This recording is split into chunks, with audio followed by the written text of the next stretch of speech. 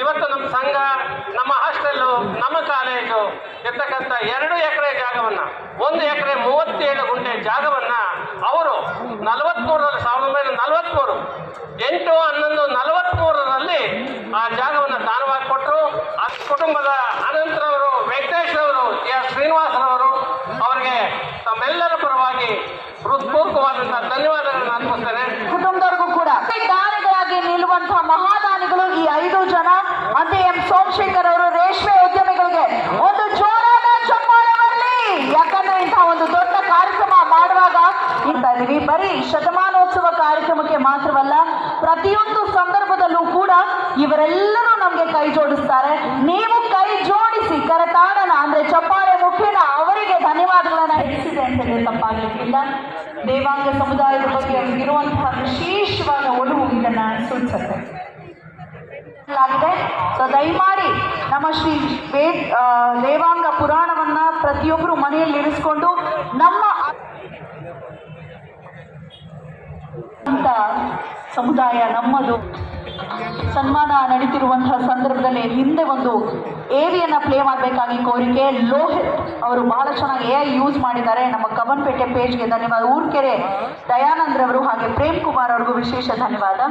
Volume ಹಾಕೊಂಡಿದ್ರು, ತಮ್ಮ ಸಂಸ್ಥಾನವನ್ನ, ಮಠವನ್ನ ಮೇಲೆ ಕೆತ್ತಬೇಕು ಅಂತ ಹೇಳಿ ಶೈಕ್ಷಣಿಕವಾಗಿ, ಸಾಮಾಜಿಕವಾಗಿ, ಧಾರ್ಮಿಕವಾಗಿ ಏನೆಲ್ಲ ಒಂದು ಪ್ರಯೋಗಗಳನ್ನು ಮಾಡ್ತಾ ಇದ್ರು, ಏನೆಲ್ಲ ಒಂದು ಯೋಜನೆಗಳನ್ನು ಹಾಕೊಂಡಿದ್ದು, ಅವೆಲ್ಲವನ್ನೂ ಕೂಡ ಅದಕ್ಕಿಂತಲೂ ಕೂಡ ದೊಡ್ಡ ಮಟ್ಟದಲ್ಲಿ ಅದನ್ನ ತಗೊಂಡು ಹೋಗ್ತಾ ಇದ್ದಾರೆ ನಮ್ಮ ಶ್ರೀ ನಿರ್ಮಲಾನಂದ ಮಹಾಸ್ವಾಮೀಜಿಯವರು. ಇವತ್ತು ಅವರು ನಮ್ಮ ಜೊತೆಯಲ್ಲಿ ಇರೋದು ಬಹಳ ಸಂತೋಷ. ಅವರು ಬಂದಿರೋದು ನಮ್ಮ ಪುಣ್ಯ ವಿಶೇಷ. ಅವರಿಗೆ ತಾವೆಲ್ಲರ ಪರವಾಗಿ ಸಾಷ್ಟಾಂಗ ನಮಸ್ಕಾರವನ್ನು ಅರ್ಪಿಸ್ತಾರೆ. ಇನ್ನು ನಮ್ಮದೇ ಆದಂಥ ಪರಮ ಪೂಜ್ಯರು ಶ್ರೀ ಯೋಗಾನಂದ ಸರಸ್ವತಿ ಸ್ವಾಮೀಜಿ ಕೊಂಡೆಯವರು ಮಠ. ಇವತ್ತು ಅದ್ರ ಬಗ್ಗೆ ಹೇಳಕ್ಕಾಗಿಲ್ಲ. ತಾವೆಲ್ಲರೂ ಇಲ್ಲಿ ಇರ್ತಕ್ಕಂಥ 60-70 ಜನ ನೀವು ಆ ಕೊಂಡೆಯವ್ರಿಗೆ ಹೋಗಿ ಬಂದಿದ್ದೀರಿ. ಮಂಗಳೂರಿನಿಂದ 20 ಕಿಲೋಮೀಟರ್ ದೂರ ಇರ್ತಕ್ಕಂಥ ಮಠ. ಇವತ್ತು ಅಲ್ಲಿ ಅನ್ನ, ಅಕ್ಷರ, ಆರೋಗ್ಯ, ಆಧಾರ, ಈ ರೀತಿ ಎಲ್ಲ ಒಂದು ಯೋಜನೆಗಳನ್ನು ಇಟ್ಕೊಂಡು ಪಕ್ಷದವರಿಗೆ ಅನ್ನವನ್ನು ಇರ್ತಕ್ಕಂಥದ್ದು, ಆರ್ಥಿಕ ಹಿಂದುಳಿದವರಿಗೆ ಶಿಕ್ಷಣವನ್ನು ನೀಡ್ತಕ್ಕಂಥದ್ದು, ವಸತಿ ಇದ್ದವರಿಗೆ ವಸತಿಯನ್ನು ಕೊಟ್ಟು ಆಧಾರವಾಗಿರ್ತಕ್ಕಂಥದ್ದು, ಈ ರೀತಿ ಒಂದು ಜನೋಪಯೋಗಿ ಎಲ್ಲವನ್ನು ಮಾಡ್ತಾ ಸಾರ್ವಜನಿಕ ಸೇವೆಯನ್ನು ಮಾಡ್ತಾ ಇರ್ತಕ್ಕಂಥ ನಮ್ಮ ಸ್ವಾಮೀಜಿಯವರು, ಸ್ವಾಮೀಜಿಯವರು ನಿನ್ನೆ ಒಂದು ಆಶ್ರಮದಲ್ಲಿ ಒಂದು ದೊಡ್ಡ ಯಾಗ ಇತ್ತು. ನಾವು ನಿನ್ನೆ ರಾತ್ರಿ 12 ಗಂಟೆವರೆಗೂ ನಡೆದಿದೆ ಆ ಯಾಗದಿಂದ. ಅದನ್ನ ಪರಿಪೂರ್ಣ ಇದ್ದು ಕೆಲವು ಕೆಲಸ ಹಾಗೆ ಉಳಿದಿದೆ. ಇಲ್ಲ, ನೀವು ಬಂದಿರಿ, ದೇವಾಂಗ ಸಭೆ ನಾನು ಬರಲೇಬೇಕು, ನಾನು ಬಂದೇ ಬರ್ತೀನಿ ಅಂತ ಬೆಳಿಗ್ಗೆ 4:15 ಏರ್ಪೋರ್ಟಿಗೆ ಬಂದು ಫ್ಲೈಟಲ್ಲಿ ಬಂದಿವತ್ತು ನಮ್ಮ ಇವತ್ತಿನ ಕಾರ್ಯಕ್ರಮದಲ್ಲಿ ಸ್ವಾಮೀಜಿಯವರು ಭಾಗವಹಿಸಿದ್ದಾರೆ. ಬಂದಿರತಕ್ಕಂಥ ಸಮಾಜದ ಬಂಧುಗಳು ನಾವು, ದೇವನ ಮಹರ್ಷಿಯಿಂದ ಬಂದಿರತಕ್ಕಂಥ ಸಮಾಜ ನಮ್ಮದು. ದೇವಾನು ದೇವತೆಗಳಿಗೆ ವಸ್ತ್ರವನ್ನು ಕೊಟ್ಟಿರ್ತಕ್ಕಂಥ ಸಮಾಜ ಯಾವುದಾದ್ರೂ ಇದ್ರೆ ಅದು ದೇವಾಂಗ ಸಮಾಜ ಅಂತ ಹೇಳಲಿಕ್ಕೆ ಹೆಗ್ಗಳಿಕೆ ಹೇಳ್ತಿರಲ್ಲ. ಇಂಥ ಒಂದು ಅವಿಸ್ಮರಣೀಯವಾಗಿರ್ತಕ್ಕಂಥ ಸಮಾರಂಭ. ಮನುಷ್ಯನಿಗೆ ಒಂದು ಹೊತ್ತು ಊಟ ಇಲ್ಲಂದ್ರೂ ಪರವಾಗಿಲ್ಲ, ಬಟ್ಟೆ ಬಹಳ ಮುಖ್ಯ ಅಂತ ಹೇಳ್ತೀವಿ. ವಸ್ತ್ರ ಇಲ್ಲದಂತ ಮನುಷ್ಯ ನೋಡ್ಲಿಕ್ಕೆ ಆಗೋದಿಲ್ಲ, ಅಸಹ್ಯ ಆಗಿರುತ್ತೆ. ಹಾಗಾಗಿ ಒಂದು ಹೊತ್ತು ಊಟ ಇಲ್ಲಾಂದ್ರೆ ಕೇಳೋದಿಲ್ಲ. ಹೊಟ್ಟೆಗೆ ಹಿಟ್ಟು ಮುಖ್ಯ, ಹಿಟ್ಟಿಗಿಂತ ಬಟ್ಟೆ ಮುಖ್ಯ ಅಂತ ಹೇಳ್ತಾರೆ. ಅದಕ್ಕೆ ದಾಸರು ಹೇಳ್ತಾರೆ, ರಾಟಿಯಂ ಮೇಟಿ, ಮೇಟಿಯಂ ರಾಟಿ, ರಾಟಿ ಮೇಟಿ ನಿಂತೊಡೆ ಜಗದ ಆಟವೇ ನಿಂತಿಹದ ಸರ್ವಜ್ಞ ಅಂತ ಹೇಳ್ತಾನೆಲ್ಲ. ಹಾಗಾಗಿ ಇಂತಹ ಪವಿತ್ರವಾದಂಥ ಸಮಾರಂಭದಲ್ಲಿ ನಾವು ಈ ಸಂಘವನ್ನ ಕಟ್ಟಿರ್ತಕ್ಕಂಥ 1924ನೇ ಇಸ್ವಿಯೊಳಗೆ ಪ್ರಾರಂಭಗೊಂಡಿರ್ತಕ್ಕಂಥ ಈ ದೇವಾಂಗ ಸಂಘ ಇವತ್ತು 100 ವರ್ಷಗಳ ಒಂದು ಸಂಭ್ರಮದಲ್ಲಿ ನಾವು ಇದ್ದೀವಿ. ಇವತ್ತಿಗೂ ಸಹ 100 ವರ್ಷ ಕಟ್ಟಿದ್ರು ಸಹ ನೇಕಾರರ ಬಾಳು ಬಹಳ ಹೋಳಾಗಿದೆ ಅನ್ನುವಂತ ಪರಿಸ್ಥಿತಿಯಲ್ಲಿ ನಾವು ಇದೀವಲ್ಲ.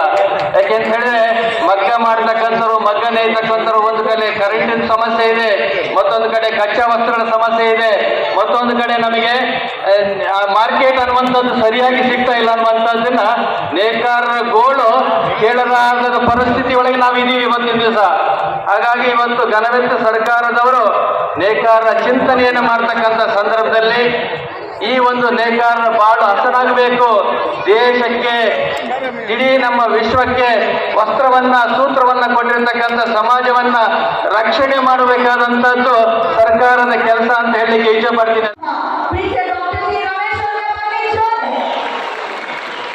ಅಧ್ಯಕ್ಷರಿಗೆ ಮಾಡುವ ಮುಖ್ಯ ಎಲ್ಲ ಪದಾಧಿಕಾರಿಗಳಿಗೆ, ಆಡಳಿತ ಮಂಡಳಿಯವರಿಗೆ ವಿಶೇಷವಾದ ಧನ್ಯವಾದ. ಹಾಗೆ ಕಾರ್ಯಕ್ರಮಕ್ಕೆ ಆಗಮಿಸಿರುವಂತಹ ಡಾಕ್ಟರ್ ಸಿ. ಎನ್. ಮಂಜುನಾಥ್ ಅವರು ಕೂಡ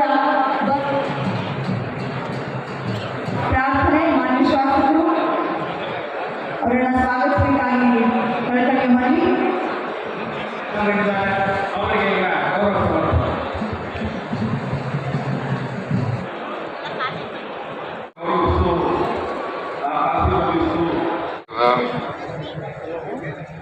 ಶತಮಾನೋತ್ಸವವನ್ನು ಬಹಳ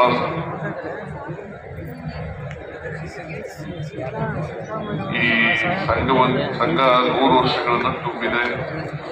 ಇದರ ಶತಮಾನೋತ್ಸವವನ್ನು ಉದ್ಘಾಟನೆ ಮಾಡ್ತಾ ಇದ್ದೇನೆ. ಸಂಘ 1924 ಈ ಅಪ್ಪಯ್ಯ ಅನ್ನೋರು, ಶ್ರೀ ಅಪ್ಪಯ್ಯ ಅನ್ನೋರು ಇದರ ಮೊದಲನೇ ಅಧ್ಯಕ್ಷರಾಗಿದ್ದರು. ಈಗ 100 ವರ್ಷಗಳನ್ನ ಕ್ರಮಿಸಿದೆ. ಒಂದು ಸಂಘಟನೆಗೆ 100 ವರ್ಷಗಳು ಆಗ್ತಕ್ಕಂಥದ್ದು ಒಂದು ಮೈಲಿಗಲ್ಲು ಅಂತಕ್ಕಂಥದ್ದನ್ನ ಈ ಸಂದರ್ಭದಲ್ಲಿ ಹೇಳಲಿಕ್ಕೆ ಬಯಸ್ತಾ ಇದ್ದೇನೆ.